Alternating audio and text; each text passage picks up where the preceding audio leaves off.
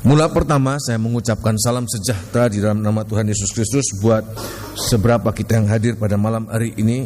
Malam hari ini banyak di antara saudara-saudara kita yang menggunakan waktu untuk berlibur, mungkin mereka keluar kota.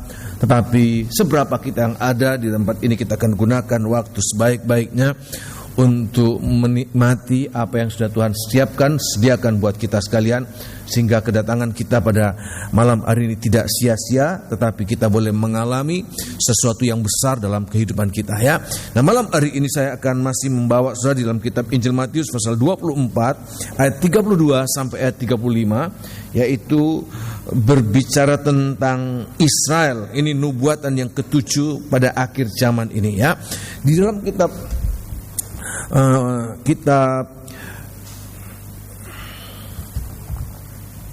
Injil Matius pasal 24, Injil Matius 24 ayat yang ke-32. Saya menunggu semua menemukan dan kita akan baca untuk yang kesekian kalinya, ya. Kitab Injil Matius pasal 24 ayat yang ke-32. Saya menunggu dan ikuti dalam Alkitab masing-masing, sebab ini sangat penting dalam pembacaan awal ini. Walaupun kita sudah beberapa kali membaca, tapi ini sangat penting buat kita sekalian, ya. Ayat yang ke-24, ayat yang ke-32, maafkan. Tariklah pelajaran dari perumpamaan tentang pohon ara. Ya. Apabila ranting-rantingnya melembut dan mulai bertunas, kamu tahu bahwa musim panas sudah dekat. Demikian juga jika kamu melihat semuanya ini, ketahuilah bahwa waktunya sudah dekat, sudah di ambang pintu. Ya. Aku berkata kepadamu, sesungguhnya angkatan ini tidak akan berlalu sebelum semuanya ini terjadi. Langit dan bumi akan berlalu, tetapi perkataanku tidak akan berlalu. Tetapi tentang hari dan saat itu tidak seorang pun yang tahu, malaikat-malaikat di sorga tidak, dan anak pun tidak, hanya Bapa sendiri. Terima kasih. Ayat ini tidak lain berbicara tentang kedatangan Tuhan. Dan dalam hal tentang kedatangan Tuhan, apa yang sangat penting buat kita mengerti hari-hari ini adalah bagaimana kita harus menjadi orang yang bijak, ya. Ada satu perumpamaan tentang 5 gadis yang bijak, 5 gadis yang bodoh, di mana yang akan mengalami kedatangan Tuhan itu menjadi sesuatu kebahagiaan adalah mereka yang bijak, ya.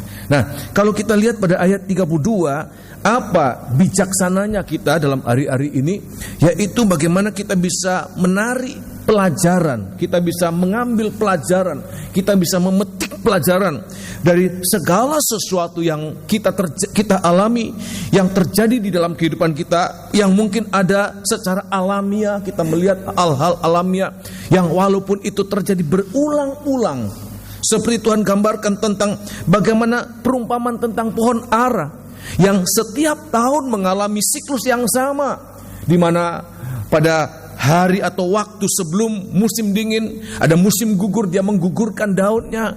Tetapi kemudian pada saat mulai musim semi, dia mulai melembutkan dahannya untuk mengeluarkan carang-carangnya, itu mengeluarkan tunas-tunasnya, di mana pada setiap saat musim kemarau dia sudah bisa mengeluarkan buah-buahnya. Dan salah satu contoh, salah satu cerita atau perumpamaan yang Tuhan berikan tentang akhir zaman, kalau sudah perhatikan dalam kitab Injil Matius pasal 24, bahkan ayat pasal 25, pertama kali tentang Tuhan berbicara tentang kedatangannya adalah berbicara tentang pelajaran tentang pohon ara ini, ya. Di mana Tuhan katakan setiap keadaan, setiap kejadian yang terjadi di sekitar kita, baik itu secara jasmani, secara alamiah, semoga kita bisa memetik pelajaran terutama untuk kerohanian kita, ya. Nah, apa yang dapat kita petik pelajaran dari perumpamaan tentang pohon ara yang Tuhan katakan dalam setiap tahun dia mengalami, ya, musim gugur, dia mengalami juga musim semi, dia juga mengalami musim kemarau. Dan Tuhan katakan pelajaran yang dilihatkan oleh pohon ara yang setiap tahun itu terjadi, itu tidak lain berbicara tentang satu waktu yang hanya terjadi satu kali dalam sejarah hidup manusia, yaitu apa? Tentang kehancuran dunia ini, orang dunia katakan kiamat, tetapi juga tentang apa? Kedatangan Tuhan yang akan membawa orang-orang percaya ke tempat di mana ada perhentian kekal. Dan perhatikan apa yang dapat kita tarik di sini, yaitu bahwa pohon ara itu dalam setiap carang-carangnya. Bahkan Tuhan katakan dalam Injil Lukas, bahkan pohon-pohon yang lain juga demikian, bahwa carang-carangnya itu harus melembut. Supaya apa? Dengan melembut carang-carangnya itu memungkinkan tumbuh tunas-tunas baru, memungkinkan tumbuh ya, ada bakal buah baru. Artinya apa buat kita? Terjadi suatu keobahan, terjadi suatu pembaharuan.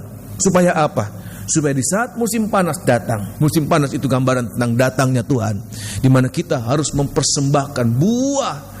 Dari sekian lama kita hidup, berapa tahun kita hidup, beberapa tahun kita hidup ini, maka harus ada buah yang kita persembahkan kepada Tuhan, supaya kita boleh mengalami tempat perhentian yang Tuhan sediakan buat kita.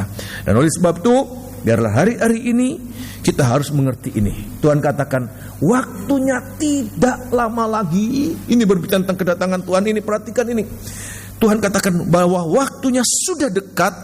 Tetapi juga Tuhan katakan bahwa waktunya itu tidak dapat diprediksi. Tidak ada seorang pun yang tahu kapan waktunya secara tepat. Kalau saya melihat internet, ada seorang rabi mengatakan bulan apa? September tahun 2015 ya. Alkitab mengatakan, kok rabi yang tahu ya?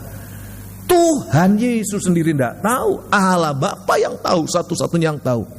Ya, enggak ada yang tahu. Sehingga kalau ada kemudian orang mengatakan tahun sekian, bulan sekian, tanggal sekian, itu suatu ya kuasa kegelapan, itu siasat dari kuasa kegelapan untuk membingungkan, meresahkan anak-anak Tuhan. Oleh sebab itu Tuhan katakan, jangan kamu cepat resah, bingung, seolah-olah hari Tuhan itu sudah tiba.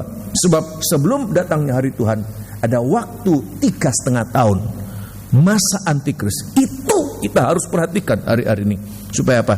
Jangan sampai kita masuk pada masa itu. Sebab masa itu bukan masa yang ringan, masa yang penuh dengan kekejian, kekejaman. Sehingga kalau seseorang masuk di tempat itu, belum tentu orang itu akan luput dengan selamat. Walaupun kemungkinan untuk selamat tetap ada. Kalau dia bisa bertahan sampai pada akhirnya dan dia dibunuh, dia akan selamat. Tetapi bukan sesuatu waktu atau sesuatu cara yang mudah. Oleh sebab itu di hari-hari ini kita harus menggunakan waktu yang ada. Jadilah orang bijak. Orang bijak itu orang yang menarik pelajaran dari setiap kejadian-kejadian yang terjadi. Dalam setiap pengalaman yang terjadi, dia boleh memetik pelajaran untuk hidup lebih baik pada masa datang. Tetapi juga orang yang menggunakan waktu-waktu yang ada. Untuk apa? Dengan waktu yang ada, dia mempersiapkan diri supaya kalau Tuhan datang, dan sebelum Tuhan datang ada zaman antikris, dia tidak perlu masuk. Tapi kitab Wahyu mengatakan dia mendapatkan 2 sayap burung nasr yang besar, dan dia diterbangkan di tempatnya. 3,5 tahun dia dipelihara oleh Tuhan di sana. Oleh sebab itu, ini yang harus kita mengerti hari-hari ini. Terus terang saya merasa ini tugas yang berat sekali buat orang-orang yang sudah menikah. Tuhan katakan bagaimana juga dia harus memikirkan tentang pasangan hidupnya. Bagi orang-orang yang kemudian sudah memiliki anak, dia memikirkan bagaimana anak-anaknya. Kalau anak-anaknya besar, bagaimana cucu-cucunya. Oleh sebab itu bukan hal yang ringan yang akan kita hadapi. Oleh sebab itu Alkitab tidak salah mengatakan, berbahagia orang yang mati dalam Tuhan sejak sekarang ini. Kenapa? Mereka tidak akan masuk. Sudah pasti mereka tidak akan masuk pada zaman antikris. Tetapi bagi kita yang masih hidup, kita punya tugas yang berat hari-hari ini. Supaya apa? Adakah kualitas rohani kita sebelum Tuhan datang itu sudah memungkinkan? Dalam kitab Wahyu pasal 11, kalau diukur oleh Tuhan, kita boleh dikatakan oleh Tuhan, engkau tidak harus masuk pada zaman 1260 hari atau 42 bulan lamanya, atau 1 bulan, 1 masa, 2 masa dan setengah masa. Kita tidak harus masuk di sana, tapi kita mendapatkan tempat yang aman, tempat yang sempurna, perlindungan dan pemeliharaan yang sempurna dari Tuhan kita yang kita sembah dan kita layani. So bisa mengerti demikian, amin? Jadilah orang bijak ya. Nah, malam hari ini saya akan sampaikan pelajaran tentang pohon ara, khususnya dalam hal pada ayat yang ke-32. Perhatikan, ranting-rantingnya melembut, itu tanda bahwa musim panas tidak lama lagi ya. Kalau negara ber4 musim, berarti setiap musimnya berapa bulan sah? 3 bulan ya. 3 bulan. Bukan waktu yang lama ya. Hanya 3 bulan saja ya. Ya, kita harus menggunakan waktu-waktu yang ada ini ya. Apa itu? Ranting-rantingnya itu melembut. Perhatikan ranting-rantingnya pelembut. Saya sampaikan beberapa waktu yang lalu, siapa atau apa pohon ara ini? Bapak Pendeta Van Hessel sudah jelas menuliskan bahwa pohon ara ini adalah gambaran tentang orang Israel, ya, bangsa Israel. Dan Alkitab sudah mengatakan bahwa bangsa Israel ini bangsa yang tegar tengkuk, keras hati, keras kepala. Ini bangsa Israel ini. Tetapi menjelang kedatangan Tuhan, Alkitab juga sudah menubuatkan bahwa mereka nanti akan mengalami melunak, melembut. Hati mereka melembut. Terutama tentang apa, saudara? Tentang bagaimana mereka bisa percaya dan menerima bahwa Yesus yang mereka salibkan adalah siapa, saudara? Mesias, ya. Nah, dalam kitab Roma pasal yang ke-11, ya. Roma pasal 11, Tuhan katakan demikian. Suratan Roma pasal yang ke-11, sebab sekarang ini mereka tegar. Mereka keras hati, bagaikan carang yang keras, ya. Sebab mengalami masa sulit. Bangsa yang selalu mengalami masa sulit dalam seluruh sejarah hidup mereka.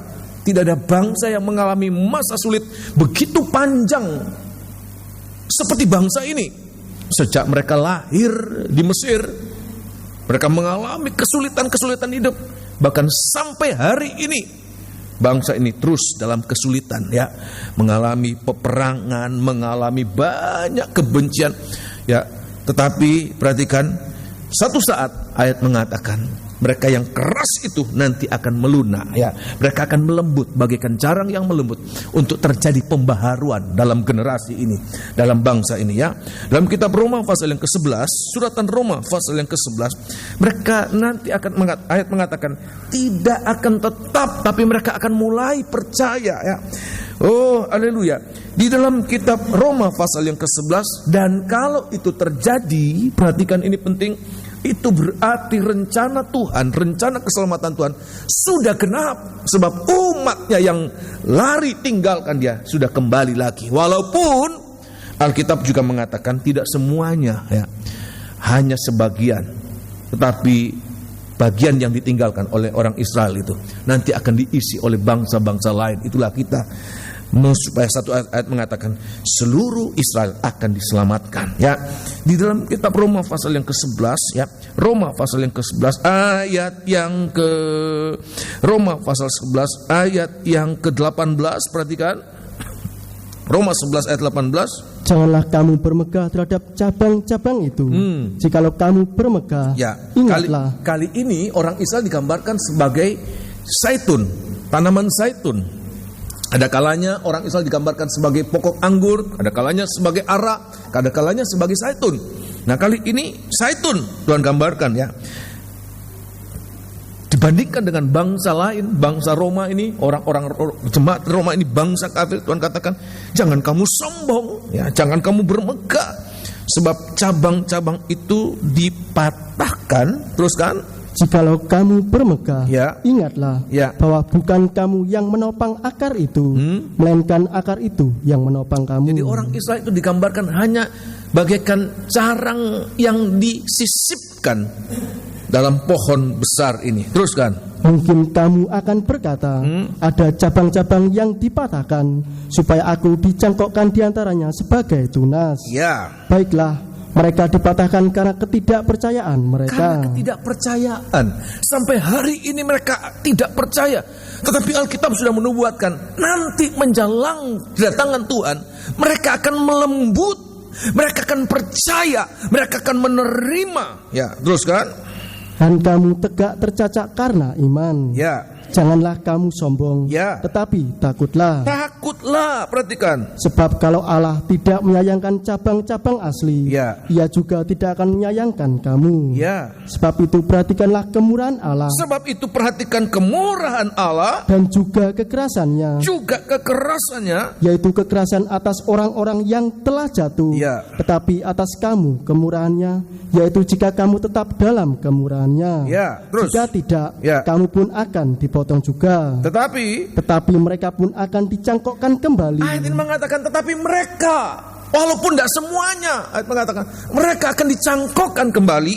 jika mereka tidak tetap dalam ketidakpercayaan mereka. Jika mereka tidak tetap keras, tapi mereka melembut, ya, mereka akan dicangkokkan kembali. Teruskan. Sebab Allah berkuasa untuk mencangkokkan mereka kembali. Ya. Sebab jika kamu telah dipotong sebagai cabang dari pohon zaitun liar dan bertentangan dengan keadaanmu itu, Ya. kamu telah dicangkokkan pada pohon zaitun sejati. Ya. Terlebih lagi mereka ini, Ya. yang menurut asal mereka Nah. akan dicangkokkan pada pohon zaitun mereka sendiri. Jadi seperti Tuhan menunggu kapan bangsa ini akan mulai melunak, ya. Sebab rencana penyelamatan itu untuk bangsa ini. Karena penolakan bangsa ini, maka kita bangsa-bangsa lain boleh menerima, ya, kemurahan Tuhan itu mengalir kepada kita. Tetapi nanti kalau sampai satu saat mereka sudah menerima, maka seperti Tuhan katakan sudah cukup. Ada bagian dari bangsa ini masuk dan bagian bangsa Israel, bangsa kafir itu masuk. Dan ayat mengatakan Israel kali ini bukan Israel jasmani lagi, Israel yang ada di tanah Kanaan sana, tetapi Israel yang Tuhan maksudkan adalah Israel rohani, di mana kita adalah bagian di dalamnya. Pasal yang ke-12, 25, pasal 11 ayat 25. Nah, ayat ini perhatikan. Pasal yang ke-11 ayat 25. Sebab saudara-saudara, Ya. supaya kamu jangan menganggap dirimu pandai, Nah, aku mau agar kamu mengetahui rahasia ini. ada rahasia. Apa itu? Sebagian dari Israel Nah. telah menjadi tegar Nah. sampai jumlah yang penuh. Mereka tegar. Ya, sebagian orang Israel tetap tegar sampai Tuhan datang tetap menolak. Sebagian orang Israel tetap tegar.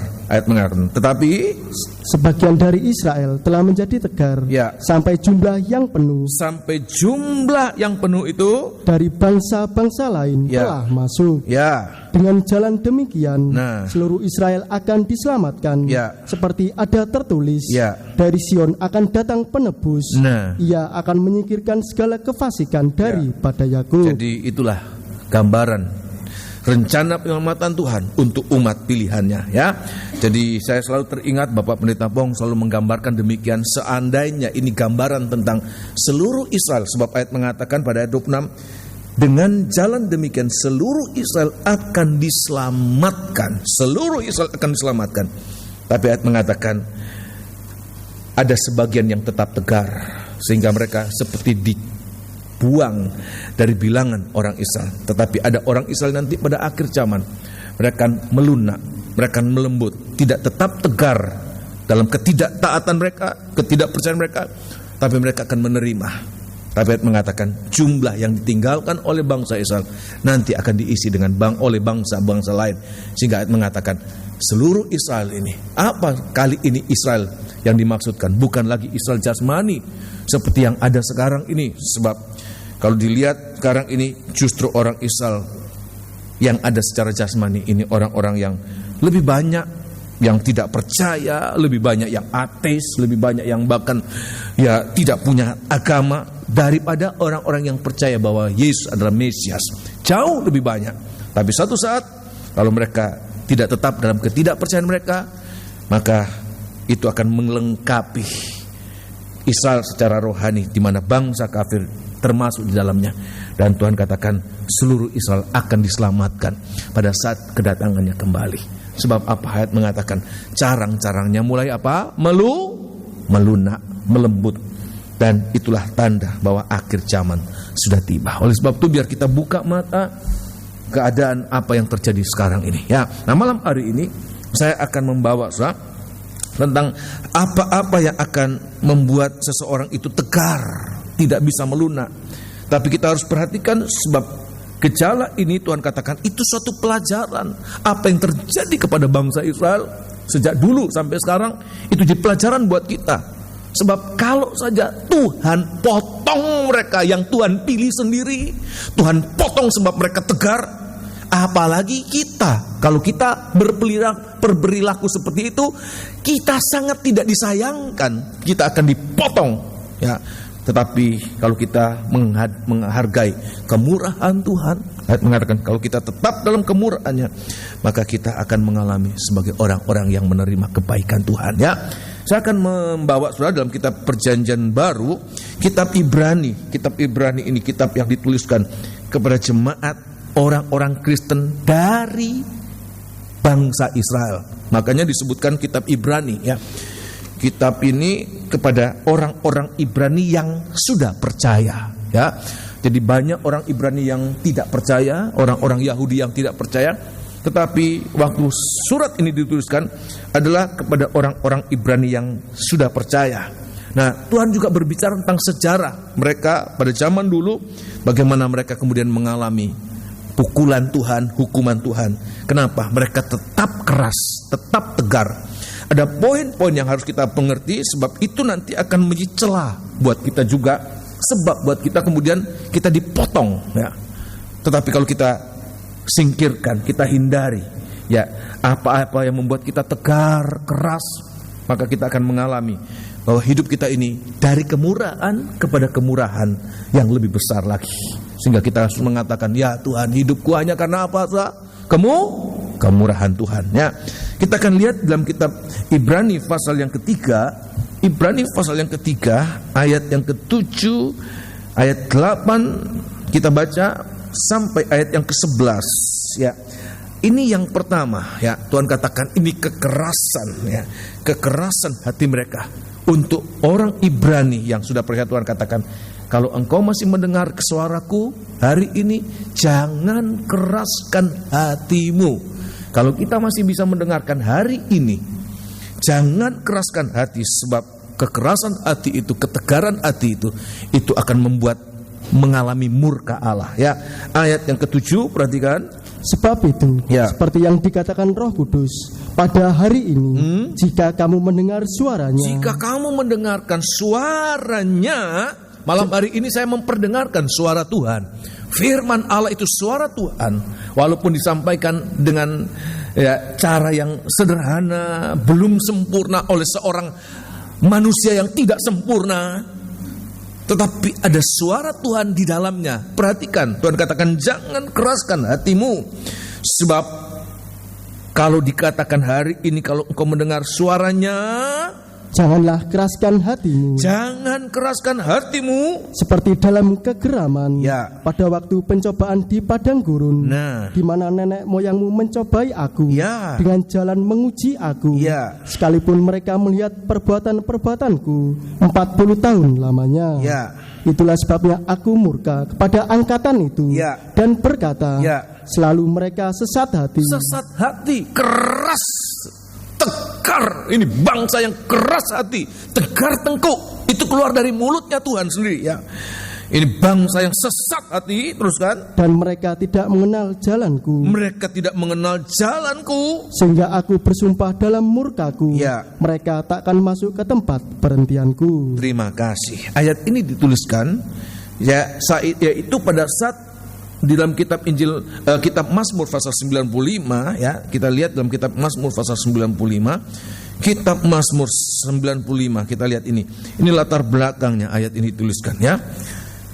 Kitab Mazmur pasal 95 ya. Ayat yang ke-7, Mazmur 95. Kitab Mazmur 95 ayat yang ke-7 dan ayat yang ke-8 saja. Kita lihat sini ya. Mazmur 95 ayat 7 dan ayat yang ke-8, perhatikan. Sebab dialah Allah kita ya, dan kitalah umat gembalanya, dan kawanan domba tuntunan tangannya. Ya, ini buat orang-orang yang percaya. Tuhan katakan kita adalah domba-domba gembalaannya, dia adalah gembala kita. Teruskan. Pada hari ini ya, sekiranya kamu mendengar suaranya, janganlah keraskan hatimu. Jangan keraskan hatimu seperti di Meriba, seperti pada hari di masa di padang gurun. Terima kasih. Sudah tahu cerita tentang di masa dan Meriba, yaitu saat orang Israel kemudian apa sah? Berbantah-bantah dengan Musa karena apa sah? Tidak punya apa? Air. Air ini berbicara tentang apa? Ya, kita baca dalam kitab Keluaran pasal 17 ya. Keluaran pasal yang ke-17. Air ini tidak lain berbicara tentang kebutuhan. Perhatikan, air ini suatu kebutuhan. Ya, bukannya sekedar kesenangan, tetapi air ini merupakan suatu kebutuhan. Kalau bisa saya katakan ini kebutuhan primer. Ya, kalau sesuatu tempat tidak ada air, biar tempat itu bagus, biar tempat itu apa. Tapi kalau tidak ada air, buat apa sah? Tidak ada air, tidak ada kehidupan. Air ini suatu kehidupan. Ya, ini suatu kebutuhan mutlak seorang manusia, bahkan semua makhluk hidup. Bukan cuma manusia, binatang juga butuh air. Amin, saudara kasih. Ya, bukan cuma binatang, tanaman itu, saudara. Kalau tidak ada air mati. Semua yang hidup itu membutuhkan air. Ya, di Masa dan Meriba, kitab Keluaran pasal 17, lihat dalam Alkitab masing-masing, ayat 7, ayat 1 sampai ayat yang ke-7, orang Israel itu berbantah-bantah dengan Tuhan. Mereka berbantah-bantah dengan Tuhan. Baru ya mereka mengalami ya bagaimana Tuhan itu menolong mereka. Laut Kolsum itu terbelah. Ya. Tuhan kemudian membuat ada air ya. Ya, pada saat tempat itu tidak ada air, airnya pahit, Tuhan buat itu menjadi manis. Kemudian pada saat tidak ada roti untuk dimakan, Tuhan turunkan mana. Tapi kemudian waktu mereka berangkat, mereka berjalan sampai di Masa dan Meriba, di situ tidak ada air. Ya, waktu tidak ada air, mereka bersungut-sungut ya kepada Musa, kepada Tuhan ya.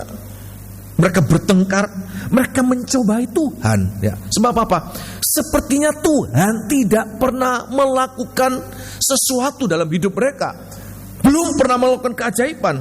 Kenapa? Sebab ada kebutuhan yang mendesak. Ya, nah kita lihat di dalam ayat yang mereka bersungut-sungut kepada Tuhan. Ayat yang ke-7, ya, ayat yang ke-7, mereka bertengkar, ya. Ayat yang ke-7, pasal yang ke-17, kitab Keluaran pasal 17, ayat yang ke-7, dinamailah tempat itu Masa dan Meriba. Ya. Oleh karena orang Israel telah bertengkar. Nah. Dan oleh karena mereka telah mencobai Tuhan. Ya. Dengan mengatakan, ya. Adakah Tuhan di tengah-tengah kita atau tidak? Di tengah-tengah kita atau tidak? Perhatikan ini. Di saat kita mengalami ada suatu kebutuhan yang mendesak, padahal kita sudah pernah mengalami ada begitu banyak pertolongan Tuhan di masa-masa yang lalu, tetapi sepertinya ya Tuhan tidak sanggup, sehingga kita menantang Tuhan, mengatakan, masih adakah Tuhan atau tidak? Padahal kita sudah melihat dan mengalami dan mengakui begitu banyak pertolongan Tuhan, tapi waktu mengalami tidak ada air, ya kemudian kita berbantah-bantah. Oleh sebab itu Tuhan perintahkan kepada Musa apa? Ya, pukul gunung batu. Saya mau tanya, kira-kira batu itu lambang apa, sah? Kekerasan atau kelembekan, sah? Kekerasan. Tuhan katakan pukul itu. Dengan apa? Dengan tongkat. Maka waktu dipukul, gunung batu itu mengeluarkan air. Jadi kita lihat di sini, jangan sampai apa? Karena kebutuhan membuat hati kita keras, tegar. Seperti mata kita dibutakan bahwa Tuhan mampu membuat segala sesuatu dari yang tidak mungkin menjadi apa? Bagaimana gunung batu itu bisa mengeluarkan air itu? Tapi ayat mengatakan dari gunung batu yang keras, dari gunung batu yang kering, kalau Tuhan perintahkan sesuatu dan kita percaya bahwa Tuhan itu ada, ya, maka Tuhan itu mampu melakukan segala sesuatu. Maka segala kebutuhan kita itu terlalu kecil dibandingkan dengan kebesaran Tuhan. Hadirat Tuhan itu lebih dari segala yang kita butuhkan dalam hari-hari ini. Jangan sampai karena kebutuhan kita kemudian menjadi keras hati. Tapi selalu kita mengatakan, Tuhan, Engkau mencukupi segala kebutuhanku. Amin. Tadi kesaksian Bapak Santoso mengatakan hidup pas-pasan, ya. Pas butuh pas ada, sah. Itulah baiknya Tuhan, ya. Dia mencukupi, bahkan melebihkan segala kebutuhan. Asal apa? Asal kita selalu mengerti dan mengakui bahwa Tuhan itu selalu ada dimanapun kita berada, dan selalu ada pada saat kita membutuhkan sesuatu. Asal apa? Hati kita selalu mengangkat, meninggikan kuasa Tuhan lebih dari apapun juga. Amin. Kayu itu gambaran tentang apa? Kayu itu gambaran tentang kuasa Allah.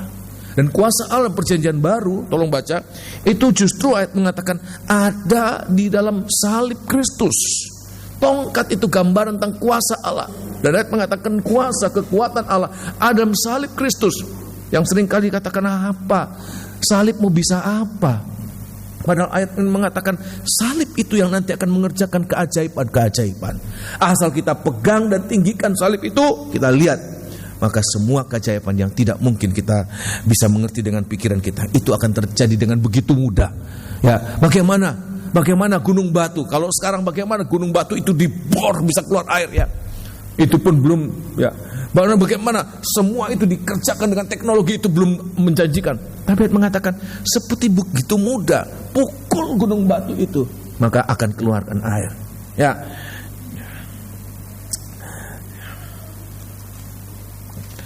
Tapi adakah kita percaya ya?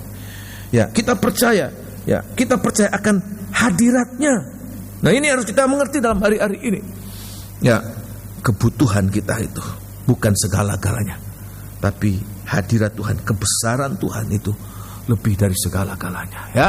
Jadi perhatikan, jangan sampai karena kita membutuhkan, padahal di masa-masa yang lalu kita sudah mengalami bagaimana Tuhan mencukupkan. Tetapi waktu mengalami, membutuhkan, yang notabene yang kita butuhkan sesuatu yang sangat kita butuhkan. Ya, benar-benar suatu kebutuhan. Air itu suatu kebutuhan, bukan kemewahan. Itu suatu kebutuhan. Ya. Tetapi ayat mengatakan Tuhan itu berkuasa untuk melakukan segala sesuatu. Asal apa, sah? Asal kita percaya. Ya, kita percaya dan mempercayakan diri bahwa hidup kita ini ya sanggup dipelihara oleh Tuhan kita. Amin. Itu yang pertama. Yang kedua, di dalam kitab Ibrani pasal yang ke-3 ayat yang ke-12 lanjutan. Ini yang pertama tadi, Ibrani pasal 3. Dalam kitab Ibrani pasal 3 ayat yang ke-12 ya. Tuhan katakan itu suatu pelajaran ya. Pelajaran sebab mereka bersungut-sungut ya. Ya, karena mereka membutuhkan, seolah-olah Tuhan tidak sanggup memelihara mereka.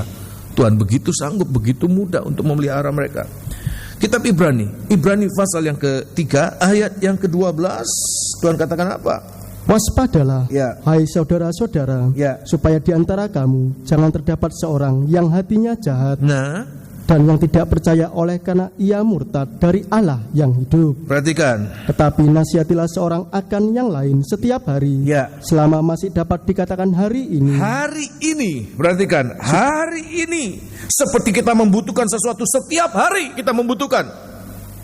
Kalau kita minum, kita tidak bisa menunda-nunda. Oh, saya haus sekarang, nanti minum besok.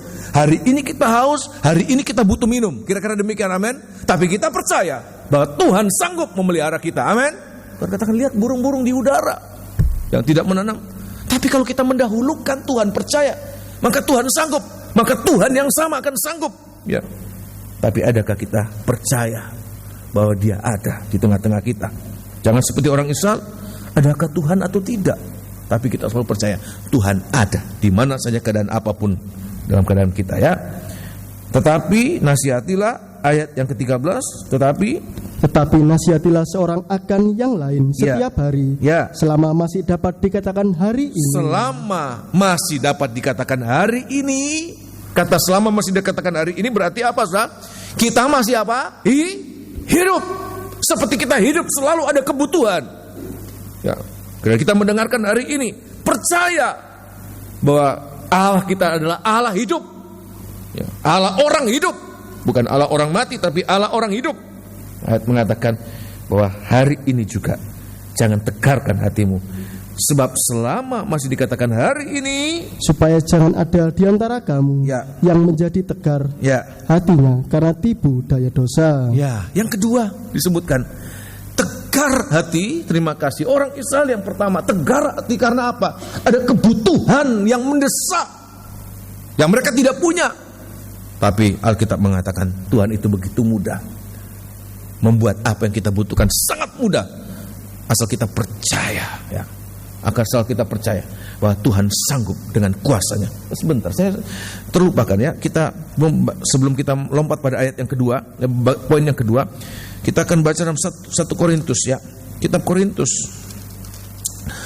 Tuhan katakan apa ya? 1 Korintus 1. Ya, 1 Korintus 1. Tongkat itu salib Kristus ya. Itu kuasa Allah. Di dalam tongkat itu, berita tentang salib itu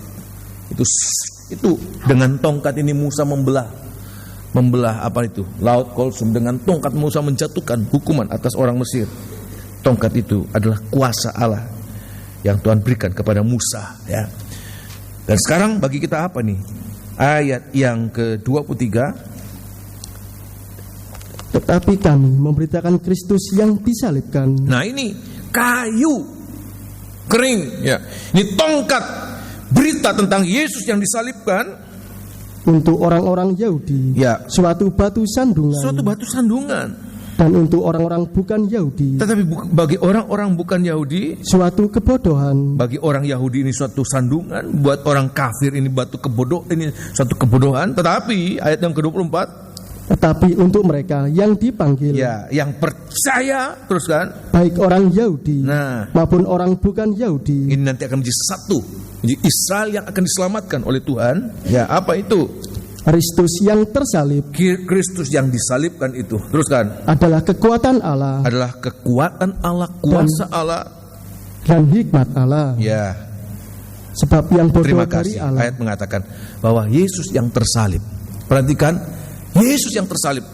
Di situ terkandung segala yang kita butuhkan.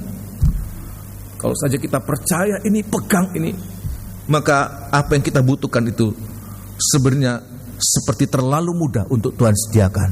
Sampai demikian, amin. Sebab dalam Roma pasal 8 ayat mengatakan, kalau Tuhan itu tidak menyayangkan, kalau Allah tidak menyayangkan anaknya dan memberikannya bagi kita, maka apa yang kita butuhkan yang Dia tidak akan berikan? Kalau saja anaknya itu Dia berikan buat kita untuk keselamatan kita, maka hanya sekedar kebutuhan ya, living kita, kebutuhan untuk kehidupan kita, maka itu terlalu kecil. Kalau saja salib itu Dia berikan, maka yang lain itu akan terlalu mudah Tuhan berikan. Roma pasal 8, suratan Roma pasal 8. Oleh sebab itu di sini kita pegang, jangan sampai karena kita ya kekurangan uang, kekurangan makan, kekurangan apa itu Kristus ya, Kristus yang disalib tidak mampu buat apa-apa itu, ya, menjadi orang yang menghujat Tuhan. Jangan. Tapi kita lihat pada saat itu kita mengharapkan, Tuhan Engkau selalu ada. Jangan seperti perkataan orang Israel, adakah Tuhan di tengah-tengah kita atau tidak? Tapi selalu kita mengatakan, Tuhan, kuasa-Mu tidak terbatas.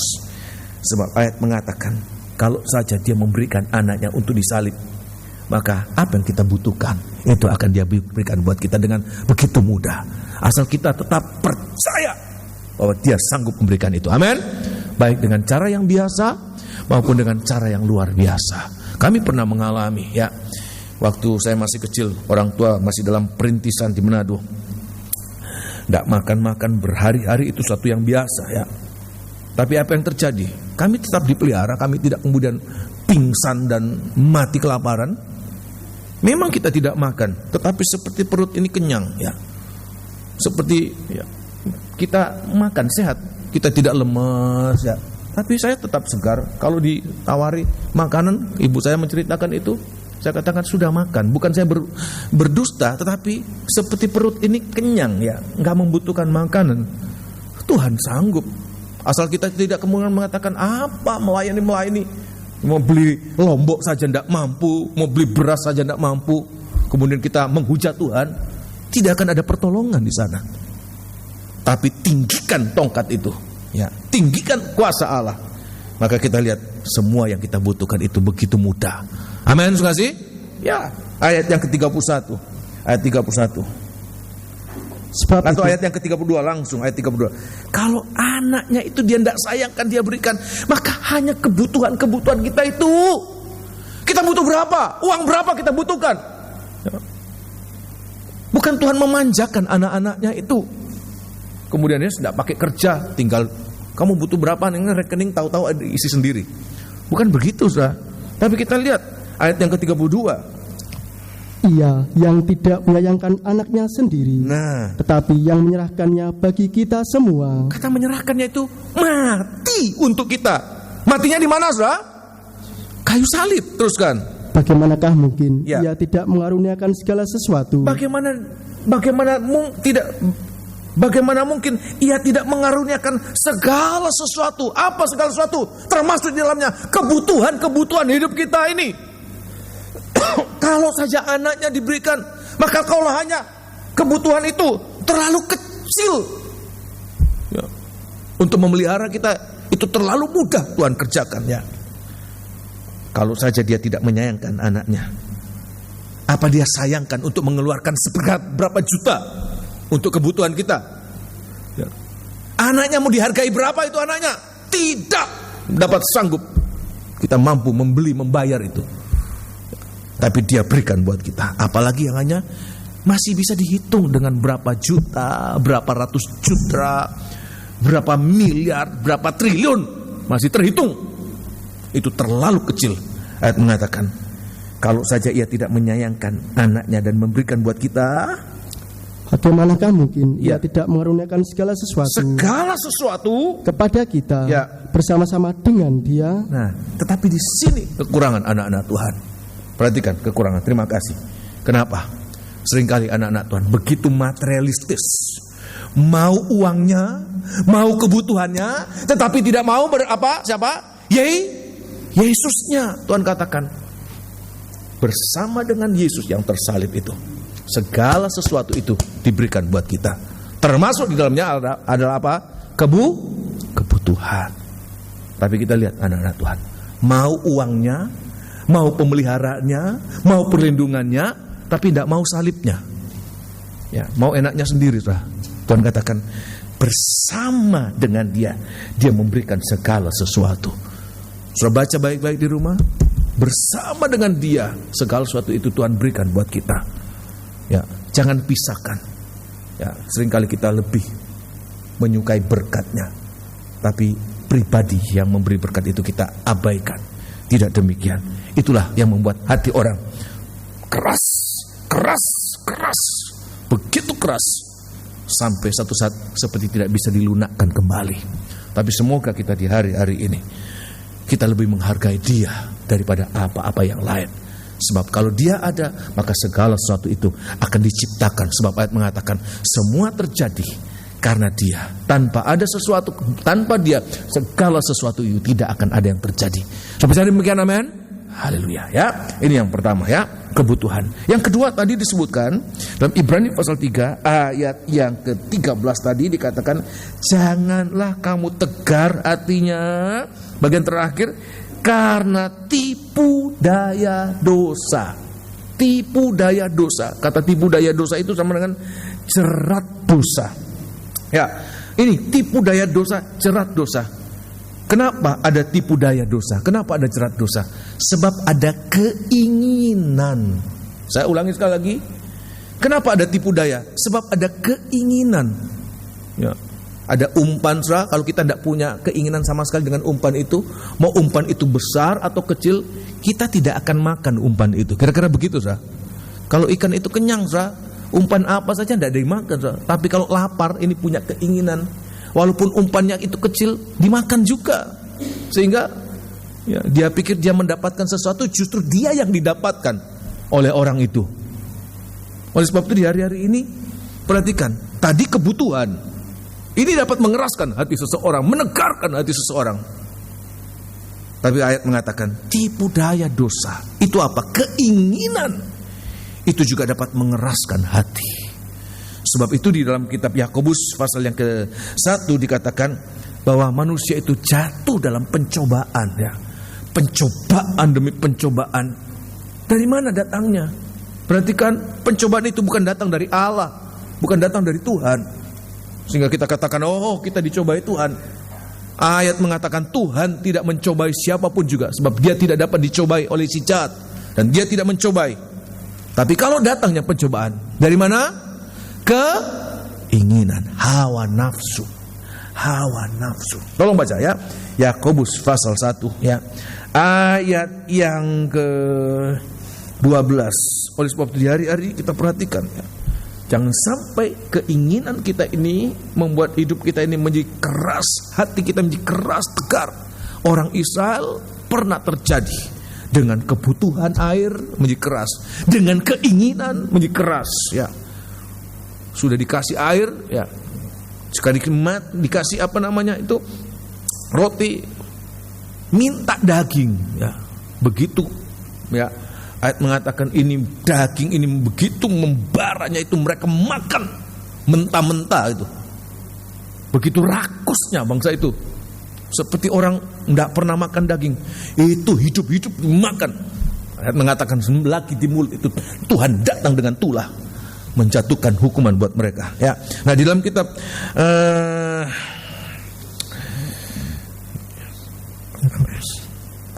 Yakobus 1 ayat 14, ayat 12. Yakobus 1 ayat 12. Perhatikan.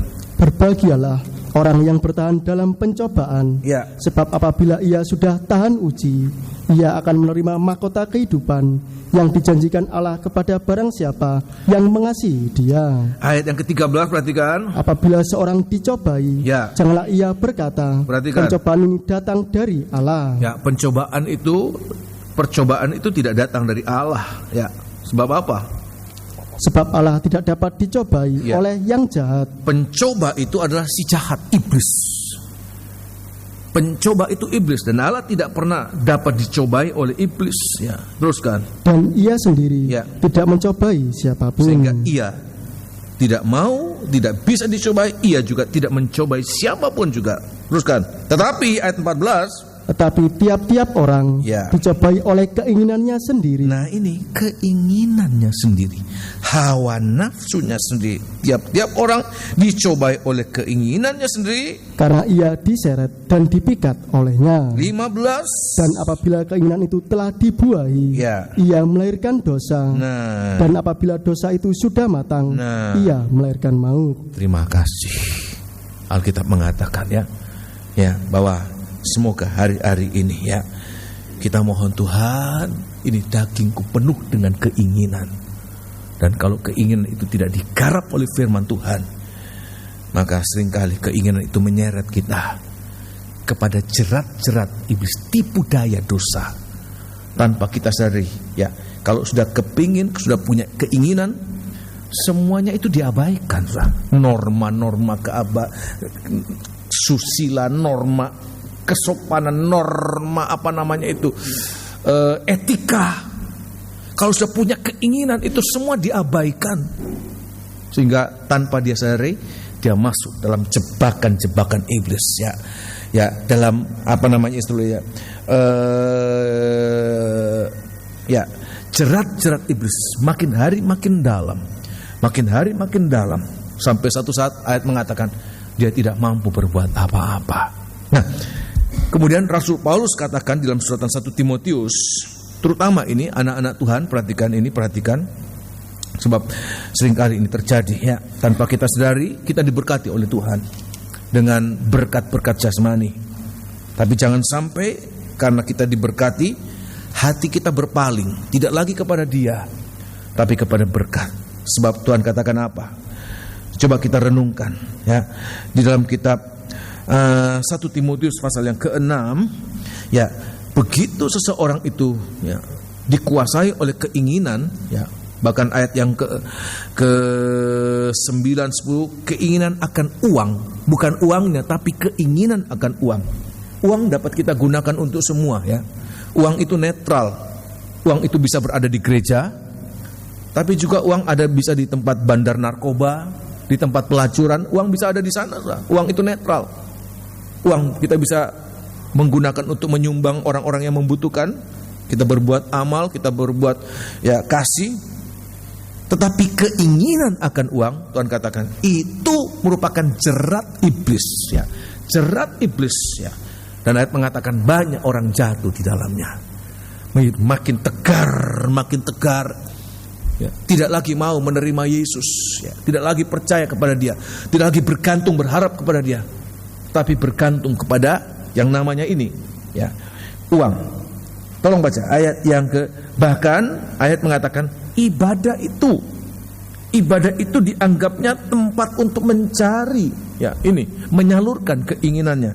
Ayat yang ke-6, kitab 1 Timotius pasal yang ke-6 ayat yang ke-6, memang ibadah itu kalau disertai rasa cukup memberi keuntungan besar ya. Sebab kita tidak membawa sesuatu apa ke dalam dunia. Atau ayat yang kelima, ayat yang kelima, percecokan antara orang-orang yang tidak lagi berpikiran sehat, perhatikan, dan yang kehilangan kebenaran. Ya, perhatikan, ibadah banyak orang-orang Kristen hari-hari ini menganut paham demikian, kemakmuran.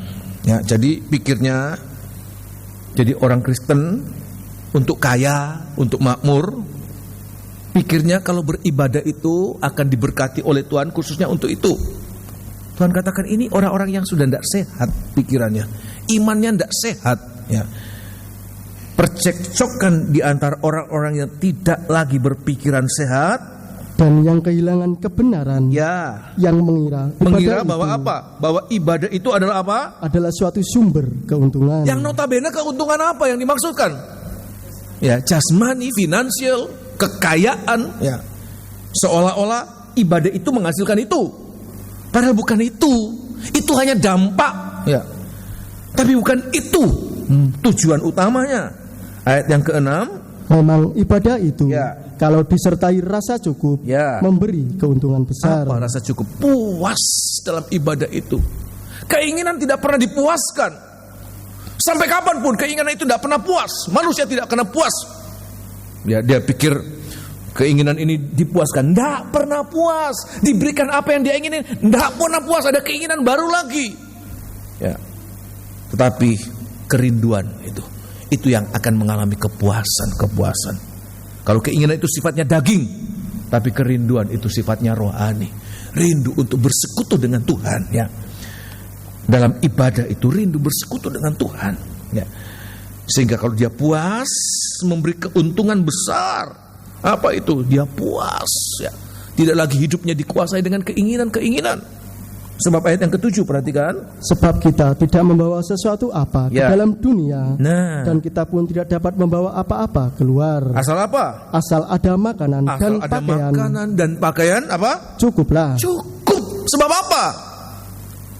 Tetapi mereka yang ingin kaya terjatuh ke dalam pencobaan, ke dalam jerat, dan ke dalam berbagai-bagai nafsu yang hampa, dan yang mencelakakan, yang menenggelamkan manusia ke dalam keruntuhan dan kebinasaan. Karena apa? Perhatikan. Karena akar segala kejahatan ialah cinta uang. Cinta uang. Sebab oleh memburu uanglah beberapa orang telah menyimpang dari iman dan menyiksa dirinya dengan berbagai-bagai duka. Terima kasih. Ayat mengatakan ada jerat-jerat di situ. Keinginan akan uang, ya, keinginan perkara-perkara yang jasmani. Oleh sebab itu di hari-hari ini semoga ibadah itu merupakan sarana buat kita boleh mengalami dipuaskan. Sebab apa? Kita mengalami suatu persekutuan dengan Tuhan. Dalam ibadah kita merasakan ada sentuhan Tuhan, jamahan Tuhan, sehingga kita tidak kemudian seperti orang yang berkeinginan untuk mengejar sesuatu yang tanpa dia sadari dia masuk dalam jerat-jerat, jebakan-jebakan iblis. Ya, tapi kita mengalami hari demi hari kita seperti dilepaskan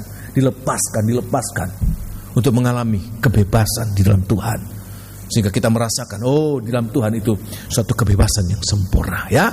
Jadi ini yang kedua, keinginan itu nanti akan mengeraskan hati seseorang. Ya, apalagi keinginan itu dicukupkan, tambah tidak puas, terus ada keinginan baru lagi. Ataupun nggak pernah terpuasi keinginan, menjadi lebih keras lagi. Jadi serba salah, saudara. Kalau orang punya keinginan, baik itu seorang itu kemudian mendapatkan apa yang diinginkan maupun tidak mendapatkan, dampaknya mengeraskan hati seseorang. Tetapi kalau kita memiliki Tuhan ada kerinduan, maka kita mengalami setiap hari hati ini menjadi makin sensitif, makin lembut untuk mengerti dan merasakan, ya, jamahan Tuhan, hadirat Tuhan dalam kehidupan kita, ya. Dan yang ketiga, Ibrani pasal yang ketiga, ayat yang ke-15. Ibrani pasal 3 ayat yang ke-15, ya. Ayat yang ke-15. Tetapi apabila pernah dikatakan, pada hari ini, jika kamu mendengar suaranya, pada hari ini, jikalau kamu mendengarkan suaranya, janganlah keraskan hatimu, seperti dalam kegeraman. Ayat 16, perhatikan. Siapakah mereka yang membangkitkan amarah Allah, sekalipun mereka mendengar suaranya? Bukankah mereka semua yang keluar dari Mesir di bawah pimpinan Musa? Dan siapakah yang ia murkai 40 tahun lamanya? Perhatikan. Bukankah mereka yang berbuat dosa dan yang mayatnya berkelimpangan di padang gurun? Terima kasih. Ayat ini mengatakan bahwa orang-orang Israel, semua orang Israel yang keluar dari Mesir, kecuali Yosua dan Kaleb, itu tidak ada satu orang pun yang masuk Sebab semua mereka itu seperti dibunuh oleh Tuhan, dimatikan oleh Tuhan. Di padang gurun itu mayat-mayatnya berkelimpangan. Sehingga yang masuk ke tanah perjanjian, tanah Kanaan itu adalah generasi baru. Orang-orang yang lahir di padang gurun, mereka lah yang masuk tanah Kanaan. Orang tua mereka yang pernah melewati sungai laut Kulsum, mengalami banyak keajaiban Tuhan. Ayat mengatakan semuanya mati. Kenapa? Ini menjadi pertanyaan, kenapa mereka mayat-mayatnya berkelimpangan? Sebab dalam kitab Bilangan pasal yang ke-14 sudah tahu ceritanya, waktu mereka akan masuk tanah Kanaan, ya, Musa kirim 12 utusan. Dan waktu mereka kembali, 10 utusan menceritakan hal-hal yang jelek tentang tanah Kanaan. Hanya 2 yang menceritakan apa yang bagus, Yosua dan Kaleb. Kenapa? Sebab dari berita-berita buruk yang mereka sebarkan, itu kemudian menimbulkan ketakutan di antara bangsa Israel. Mereka takut. Perhatikan ini, ketakutan ini juga membuat seseorang menjadi keras. Takut. Sebab kalau sudah dikuasai dengan ketakutan, apalagi akhir-akhir zaman ini, saudara, ketakutan termasuk di dalamnya kecemasan, ya. Seringkali ketakutan itu membuat kita nggak percaya Tuhan, nggak lagi percaya Tuhan. Sebab apa? Pikiran kita ini ya dikuasai dengan ketakutan, cemas, nggak percaya lagi penyertaan Tuhan, nggak percaya lagi janji Tuhan. 10 orang ini, ya coba bayangkan saya, 10 orang ini mayoritas. Coba kita lihat sekarang ini, berita-berita ini, mayoritas berita apa sudah yang kita dengarkan? Berita baik atau berita buruk? Ya, seperti 10 pengintai dibandingkan hanya 2 orang. Dan itu mempengaruhi seluruh orang Israel. Di dalam kitab Bilangan pasal 14, kita lihat ini, ketakutan, kecemasan, jangan sampai itu menguasai kita, ya. Bilangan pasal 14. Kitab Bilangan pasal 14, ya. Bilangan pasal 14. Tetapi saya benar-benar kagum dengan perkataan dari Yosua dan Kaleb, walaupun dia minoritas, ya. Ya, karena minoritas tidak berani berbuka suara, karena minoritas tidak berani berbicara tentang kebenaran. Ya, apa katanya orang lah. Tapi walaupun dia minoritas, dia katakan kebenaran Allah, bahwa penyertaan Tuhan dan janji Tuhan jauh lebih besar dari segala perkara yang membuat kita apa? Takut. Ya, tolong baca ya. Dalam kitab Bilangan pasal 14, ya, ini seringkali karena ketakutan membuat orang Israel berontak. Ya, ketakutan ini melihat percobaan, melihat tantangan, melihat alangan, melihat apapun juga. Coba lihat saja hari-hari ini. Kalau sudah mulai ada sesuatu yang membuat takut, dampaknya itu apa? Ya enggak usah ibadahlah dulu, enggak usah ke gereja lah dulu. Ini ketakutan seringkali itu.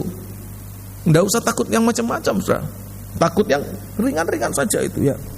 Ayat yang ke-1, ayat yang pertama, ayat mengatakan segenap umat gara-gara berita dari 10 orang ini, ya, ayat, atau kita baca pasal yang ke-13 lebih dahulu, ya. Ayat yang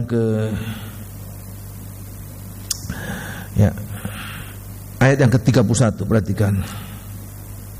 Tetapi orang-orang yang pergi ke sana bersama-sama dengan dia berkata, ya, kita tidak dapat maju menyerang bangsa itu, karena mereka lebih kuat daripada kita. Ya, teruskan. Juga mereka menyampaikan kepada orang Israel kabar busuk tentang negeri yang diintai mereka, dengan berkata, perhatikan, negeri yang telah kami lalui untuk diintai adalah suatu negeri yang memakan penduduknya, dan semua orang yang kami lihat di sana adalah orang-orang yang tinggi-tinggi perawakannya. Ayat yang ke-13, perhatikan ini, ya, ini menyerang pikiran.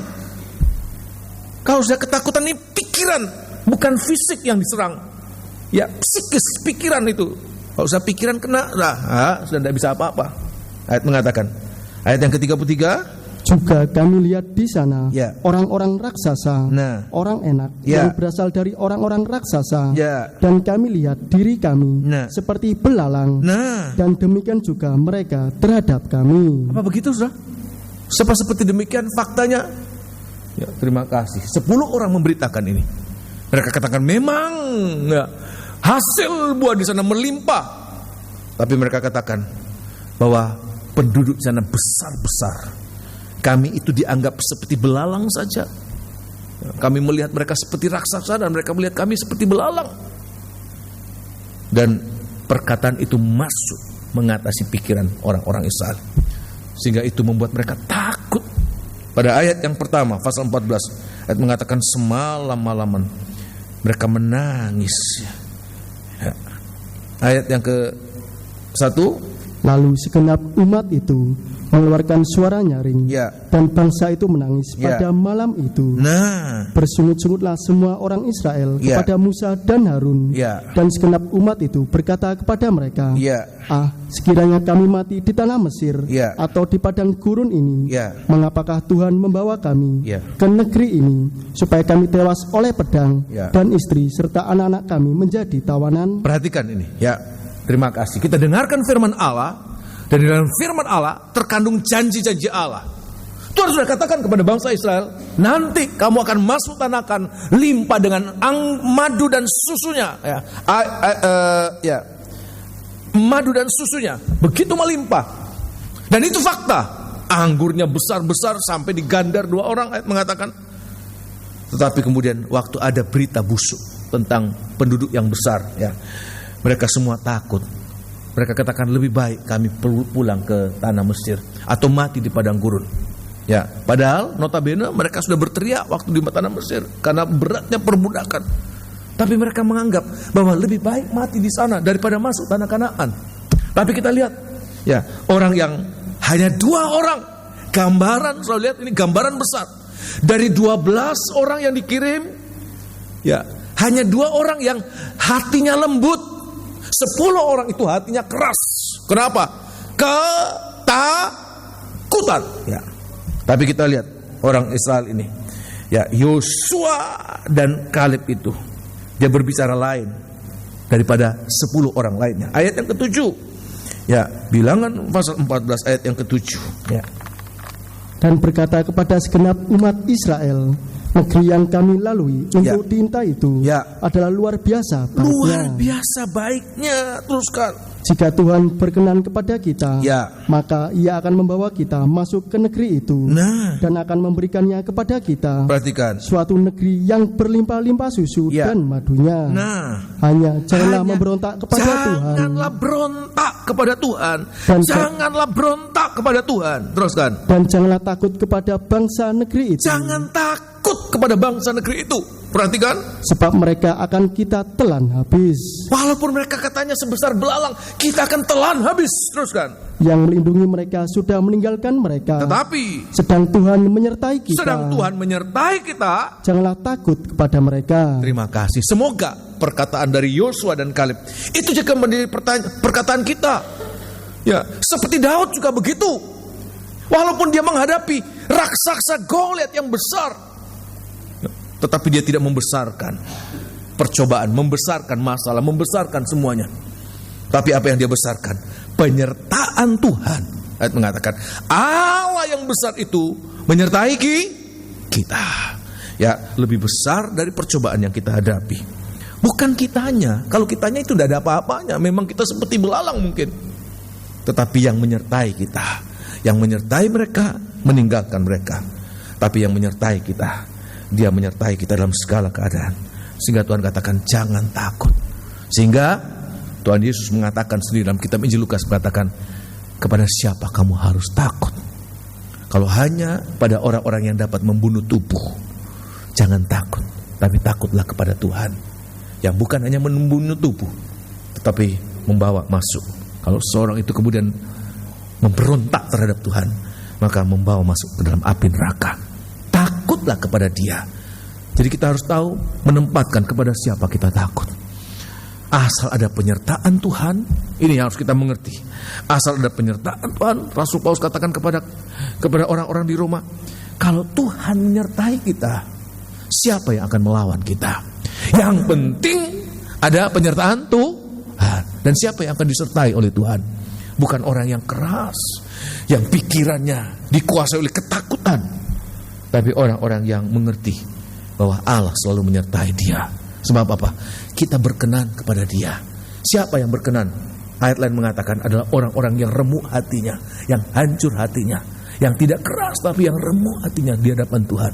Oleh sebab itu, kalau kita dengarkan firman Tuhan hari ini, mungkin kita mengatakan, Bapak Pendeta tidak tahu percobaan saya. Bapak Pendeta tidak pernah mengalami apa yang saya alami sekarang ini. Tetapi, apakah kita melupakan janji Tuhan? Apakah kita tidak merasakan penyertaan Tuhan yang sudah kita alami di hari-hari yang lampau? Ya, Yosua dan Kaleb mengatakan, kita disertai dengan Tuhan, oleh Tuhan. Jangan takut kepada mereka. Amin. Ya, jangan sampai ketakutan itu membuat kita keras. Tapi biar kita lembut hati di hadapan Tuhan. Takut akan Tuhan itu akan membuat kita dapat mengalahkan segala-galanya, ya. Dan yang keempat, dalam kitab Ibrani pasal yang keempat, ya, semuanya dalam kitab Ibrani, ya. Kitab Ibrani pasal 3 dan pasal yang keempat, khususnya pada ayat yang ke-7, ya. Ayat yang ke-7. Perhatikan, ini penting, ya. Ayat yang ke-7. Ya, supaya kita kemudian mengerti ini, ya. Atau ayat yang ke-6 mulai. Jadi sudah jelas, ya, bahwa ada sejumlah orang akan masuk ke tempat perhentian itu. Ya, jadi ada sejumlah orang. Kalau dulu 10 orang, 12 orang, 2 orang masuk, 12 orang tidak ada. Bahkan semua orang Israel, termasuk Musa, termasuk Harun tidak masuk. Yosua dan Kaleb masuk. Sejumlah orang masuk ke tempat perhentian. Tetapi ada orang lain yang tidak masuk, ya. Sedangkan mereka yang kepadanya lebih dahulu, ya, diberitakan kabar kesukaan itu, ya, tidak masuk karena ketidaktaatan mereka. Kenapa? Tidak taat. Ya, ketidaktaatan mereka. Teruskan. Sebab itu, ya, ia menetapkan pula suatu hari, ya, yaitu hari ini. Hari ini. Ketika ia setelah sekian lama berfirman dengan perantaraan Daud, ya, seperti dikatakan di atas. Perhatikan, pada hari ini. Pada hari ini. Jika kamu mendengar suaranya, ya, janganlah keraskan hatimu. Ya, ayat yang ke-8 perhatikan. Sebab andai kata Yosua telah membawa mereka masuk ke tempat perhentian, ya, pastilah Allah tidak akan berkata-kata kemudian tentang suatu hari lain. Ya. Jadi masih tersedia suatu hari perhentian, ya, hari ke-7 bagi umat Allah. Ya. Sebab barang siapa telah masuk ke tempat perhentiannya, ya, ia sendiri telah berhenti dari segala pekerjaannya, ya, sama seperti Allah berhenti dari pekerjaannya. Terima kasih. Jadi kita lihat di sini apa? Atau ayat yang ke-11, perhatikan ayat yang ke-11. Ayat yang ke-11. Karena itu, ya, baiklah kita berusaha, ya, untuk masuk ke dalam perhentian itu, supaya jangan seorang pun jatuh karena mengikuti contoh ketidaktaatan itu juga. Ya, terima kasih. Jadi kita lihat poin yang pertama yang membuat hati itu keras karena kebutuhan. Yang kedua, karena keinginan, baik yang terpenuhi maupun yang tidak terpenuhi. Yang ketiga, karena ketakutan. Tapi yang keempat ini, yaitu karena ketidaktaatan. Karena ketidakpercayaan. Tidak taat juga sama dengan tidak percaya pada firman Allah. Maka ketidaktaatan pada firman Allah, baik itu percaya maupun tidak melakukan. Jadi tidak taat itu bukannya sekedar sampai kita bisa menerima saja, tapi ketaatan yang Tuhan ingin kita perlihatkan kepada Tuhan adalah bagaimana kita mendengar. Di sini ketaatan, kita bisa mendengar dan melakukan, ya. Jadi tidak taat itu orang yang mungkin mendengarnya sudah tidak mau, apalagi dia melakukan sama sekali tidak mau. Atau juga sudah mendengarkan dan menerima tapi tidak melakukan. Tuhan katakan, ini contoh, ini pelajaran ketidaktaatan orang Israel jatuh. Mereka keras, mereka jatuh, mereka tidak masuk tanah perhentian, masa hari perhentian. Tapi bagi kita taat kepada Tuhan. Taat terutama pada firman-Nya. Apa ketaatan kita? Dibuktikan waktu kita mempraktikkan firman Allah. Dimulai saat kita mendengarkan firman Allah. Bagaimana kita boleh menerima firman Allah itu masuk sampai tempat yang paling dalam. Jangan firman Allah itu cuma masuk sampai di otak saja, logika saja, atau sampai dalam perasaan saja, tapi harus sampai di tempat yang paling dalam hati kita. Sebab pada ayat yang ke-12 dan 13, tolong baca, firman Allah itu bagai pedang yang tajam, itu menusuk, dia masuk penetrasinya sampai dalam hati batin kita. Semoga malam hari ini firman Allah mau masuk ya. Ayat yang ke-12 membuat kita didorong untuk melakukan firman Allah. Saya tidak tahu apa yang Tuhan ingin kita lakukan hari-hari ini, tetapi jangan jadi orang yang tidak taat. Tuhan katakan kepada orang-orang Ibrani, nenek moyangmu nomor satu karena kebutuhan mereka keras. Karena keinginan mereka keras. Karena ketakutan mereka keras. Tapi juga terutama karena ketidaktaatan. Ya, dablek orang Surabaya katakan, ya, bandel ya. Sudah Tuhan katakan mau sendiri, sudah. Tuhan sudah memberikan suatu jalan, tapi mereka buat jalan sendiri. Ya. Ayat yang ke-12, tolong baca. Ayat 12. Sebab firman Allah hidup dan kuat, dan lebih tajam daripada pedang bermata dua manapun. Untuk apa firman yang tajam itu? Ia menusuk amat dalam sampai memisahkan jiwa dan roh, sendi-sendi dan sumsum. Ia sanggup membedakan pertimbangan dan pikiran hati kita. Pikiran hati kita, ya. Sampai ke pikiran hati kita. Ya, teruskan.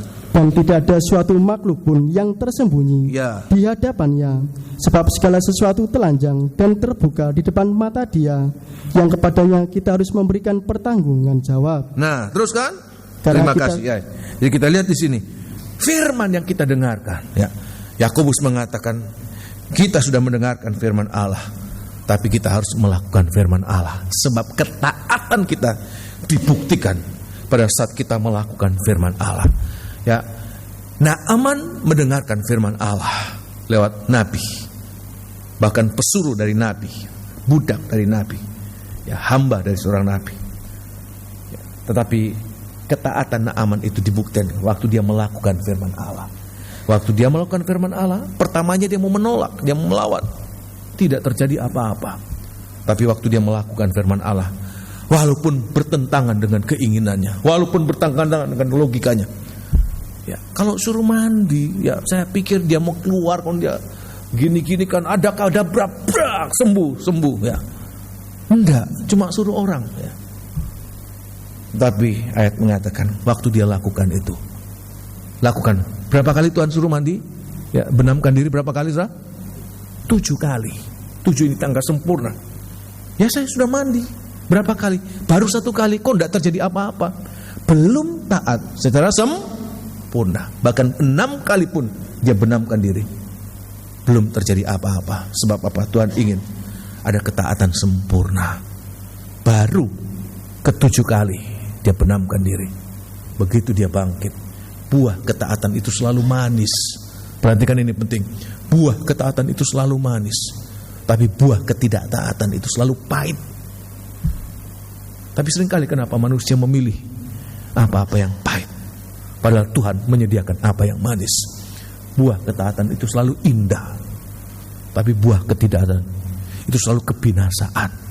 Oleh sebab itu saya tidak mengancam dan saya tidak menakut-nakuti, tapi saya merindukan supaya sidang jemaat itu bisa melihat bahwa pelajaran yang lalu sudah Tuhan katakan, petik pelajaran. Ada pelajaran-pelajaran itu Tuhan katakan petik. Kepada jemaat Ibrani Tuhan katakan petik pelajaran ini. Ketidaktaatan itu menghasilkan kehancuran. Tapi kalau kita mau taat, maka ayat mengatakan Tuhan sediakan hari lain, hari perhentian. Bagi orang-orang yang taat akan kuberikan hari perhentianku. Tapi bagi mereka tidak akan masuk pada hari perhentianku. Oleh sebab itu biar hari-hari ini kita boleh mengerti kapan hari perhentian Tuhan buat kita di hari-hari ini yang Tuhan sediakan buat kita. Yaitu dimulai saat Dia datang kembali. Kita akan merasakan, kita berhenti dari jerih lelap kita. Kita berhenti dari ketakutan kita. Kita berhenti dari apa-apa. Kita akan masuk dalam masa di mana kita mengalami perhentian. Dimulai dengan 1000 tahun damai, lanjut tanpa ada batas waktu, kekal selama-lamanya. Siapa yang boleh mendapatkan? Hanya orang-orang yang taat. Amin. Ya. Dan dari 4 ayat yang mengatakan pada hari ini, ya, kalau engkau mendengarkan suaraku, jangan keraskan hati. Perhatikan, artinya apa? Tuhan katakan jangan keraskan hati. Setiap kata jangan keraskan hati, semua disertai dengan kata kalau hari ini mendengarkan suaraku. Artinya apa? jangan menunda-nunda. Kalau masih bisa mendengarkan firman Tuhan hari ini, jangan tunda besok. Besok mungkin itu sesuatu yang terlambat. Hari ini kita mendengarkan, segera hari ini kita lembutkan hati kita. Walaupun ada ketakutan, walaupun ada kebutuhan, keinginan, walaupun Tuhan kita mohon Tuhan singkirkan itu, supaya hari ini aku berubah bagaikan menjadi carang yang lembut, supaya aku dapat mempersembahkan buah di saat Engkau datang kembali. Hari ini, ya Tuhan katakan, kalau kita masih bisa mendengarkan, jangan-jangan besok sudah tidak bisa dengar, tapi hari ini kita masih mendengarkan. Gunakan kesempatan untuk mendengarkan dan taat, ya. Inilah firman Tuhan buat kita. Semoga ini boleh menjadi berkat buat kita sekalian. Kita akan bangkit berdiri, kita akan nyanyikan satu lagu.